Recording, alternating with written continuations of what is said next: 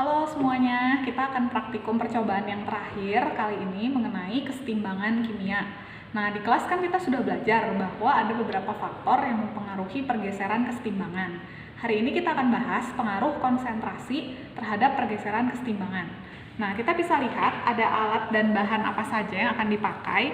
Di sini saya punya 5 tabung reaksi dan 1 rak tabung. Kemudian saya punya 1 gelas kimia bervolume 100 ml. Saya juga ada pipet tetes. Kemudian bahan yang kita pakai adalah larutan KSCN dengan konsentrasi 1 molar dan juga KSCN dengan konsentrasi 0,2 molar. Kemudian saya punya FeCl3, konsentrasinya sama seperti KSCN, ada yang 1 molar dan 0,2 molar. Kemudian saya punya satu bahan lagi, yaitu natrium dihidrogen fosfat atau NaH2PO4. Ini bentuknya serbuk ya, kalau yang tadi larutan. Dan tidak lupa kita akan pakai Aquades. Nah, sekarang kita akan mulai percobaannya. Pertama, saya akan masukkan KSCN sebanyak 8 tetes ke dalam gelas kimia. Nah, pertama-tama saya akan isi gelas kimia ini dengan air sebanyak 25 ml. Tadi airnya sudah saya ukur ya di gelas ukur 25 ml. Kemudian airnya akan saya tambahkan KSCN 1 molar sebanyak 8 tetes. Kita ambil pakai pipet 8 tetes.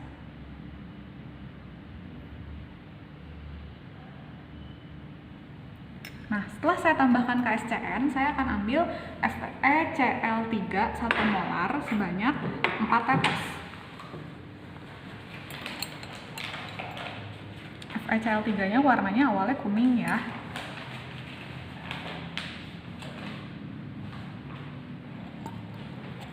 Nah, setelah kedua larutan tersebut direaksikan, kalian bisa lihat warna awalnya bagaimana. Warnanya merah tua ya. Kemudian air yang sudah dicampurkan dengan KSCN dan FeCl3 ini akan saya bagi ke dalam 5 tabung reaksi. Tadi larutannya sudah saya bagi ke dalam 5 gelas ukur. Volumenya tidak percis sama, tapi kita kira-kira saja ketinggiannya. Nah, tabung yang paling kanan ini akan saya gunakan sebagai pembanding. Nanti kita akan lihat warnanya ya. Kemudian tabung yang kedua dari kanan akan saya tambahkan FeCl3 0,2 molar sebanyak 1 pipet.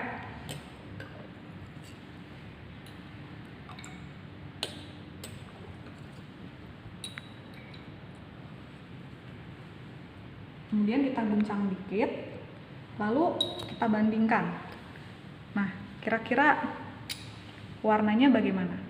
Terlihat adanya perbedaan antara tabung reaksi yang dijadikan pembanding yang di sebelah kiri dengan tabung reaksi yang di sebelah kanannya. Yang di sebelah kanan warnanya terlihat lebih gelap ya. Oke, kemudian tabung reaksi yang kedua akan saya tambahkan larutan KSCN 0,2 molar sebanyak 2 pipet.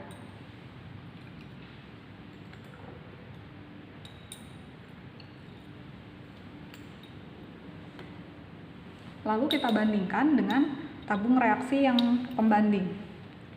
Nah, warnanya terlihat lebih gelap untuk tabung reaksi yang tadi saya tambahkan larutan KSCN.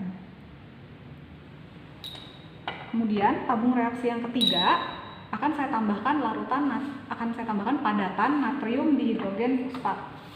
Natrium dihidrogen fosfatnya kita ambil sedikit saja.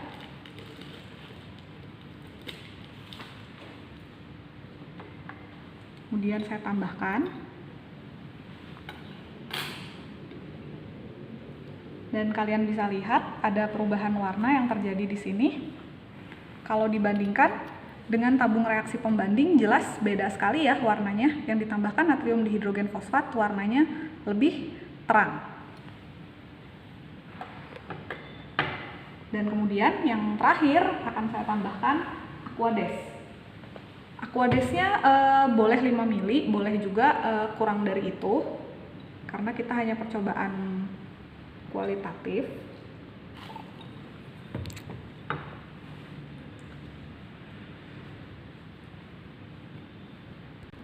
Kita tambahkan air. Ya, kurang lebih segini. Saya aduk. Dan kalau dibandingkan warnanya berbeda dengan warna tabung yang pembanding. Yang ditambahkan air tadi warnanya lebih terang. Oke, ini pengamatan kita dari praktikum kesetimbangan. Selanjutnya kita akan lanjutkan ke bagian pembahasan. Oke, kita akan bahas apa saja sih pengaruh dari penambahan zat-zat yang tadi terhadap pergeseran kesetimbangan. Nah, reaksi kesetimbangan yang terjadi ada di modul kalian juga, yaitu Fe3+ ditambah SCN- menghasilkan FeSCN2+. Seperti yang kita ketahui, pengaruh konsentrasi terhadap kesetimbangan itu adalah jika dia ditambahkan akan bergeser ke arah yang sebaliknya. Dan jika konsentrasi dikurangi akan bergeser ke arah dirinya sendiri. Nah, adanya penambahan KSCN berarti itu sama dengan adanya penambahan ion SCN-. Maka kesetimbangan akan bergeser ke arah kanan. Saya beri tanda panah ke kanan. Nah, akibatnya larutan yang tadinya warnanya merah menjadi merah tua karena kesetimbangannya bergeser ke arah kanan. Merah tua itu tadi adalah warna dari FeSCN2+. Kemudian penambahan Fe3+ yang di sini berarti akan menggeser kesetimbangan ke arah kanan juga, sehingga warna yang diperoleh adalah merah tua juga. Nah, untuk dua penambahan yang terakhir, yaitu penambahan natrium dihidrogen fosfat dan penambahan air, itu pengaruhnya adalah mengurangi konsentrasi. Natrium dihidrogen fosfat akan membentuk senyawa kompleks dengan FeSCN2+, sehingga konsentrasinya berkurang dan kesetimbangan akan bergeser ke arah kiri. Jadi, warna yang dihasilkan dari pengamatan kalian adalah warna yang lebih pucat. Begitu pula dengan adanya penambahan air. Adanya penambahan air itu akan menurunkan konsentrasi. Sebagaimana kalian sudah belajar di kelas 10 bahwa penambahan air itu akan menimbulkan adanya pengeceran larutan. Nah, karena kesetimbangannya bergeser ke kiri, maka warna yang dihasilkan lebih pucat. Oke, sekian penjelasan dari praktikum kesetimbangan kimia.